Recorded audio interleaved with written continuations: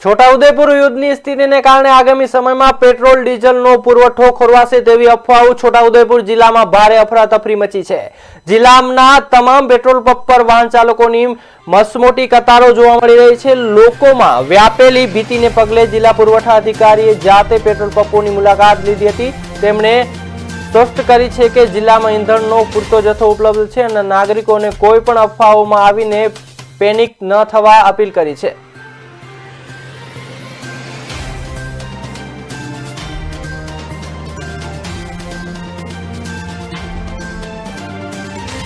ના પેટ્રોલની ખરેખર અછત નથી, પરંતુ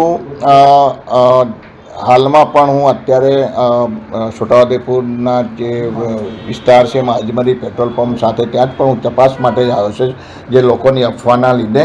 તો ખરેખર ત્યાં મેં અત્યારે તપાસ કરી તો એમની પાસે અત્યારે સવારે 9,550 પેટ્રોલ હતું, એમનો બીજો 5,000 લીટર આવક થઈ છે, તો ટોટલ 14,550 લીટર પેટ્રોલ ઉપલબ્ધ છે અને એમાં અંદાજે ખાલી 3,000 લીટર પેટ્રોલ વેચાય છે। અત્યારે એમની પાસે ઓલરેડી 11,000 લીટર જેટલું પેટ્રોલ છે અને અમે સતત સરકારશ્રીના જે અન્ન નાગરિક પુરવઠા એમની સાથે સંપર્કમાં છે। એમની પણ અત્યારે અમારી પાસેથી પણ તાત્કાલિક માહિતી માગી છે કે આખા જિલ્લાની અંદર ક્યાં ડ્રાય જે પેટ્રોલ વગરનો જે કંઈ પેટ્રોલ પંપ હશે એની માહિતી આપો તો તાત્કાલિક એમને પેટ્રોલ ડીઝલ પૂરું પાડવામાં આવશે। એની માટેની અમે સતત મોનિટરિંગ કરી રહ્યા છે અને ત્યારબાદ પેટ્રોલની જે અછતની અંદર અફવા છે એ ખોટી છે।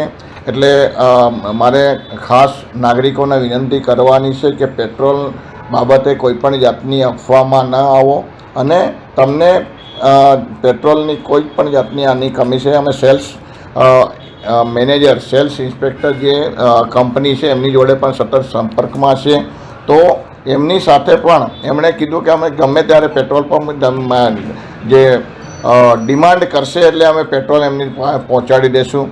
હાલની તમને વાત કરું તો આમની પાસે ખાલી 15,000 લીટર જે કેપેસિટી છે, કેપેસિટીની ઉપર તો એ લોકો પેટ્રોલ આપવાના નથી, તો કેપેસિટી પ્રમાણે અમને પેટ્રોલ પૂરું પાડવામાં આવેલું જ છે।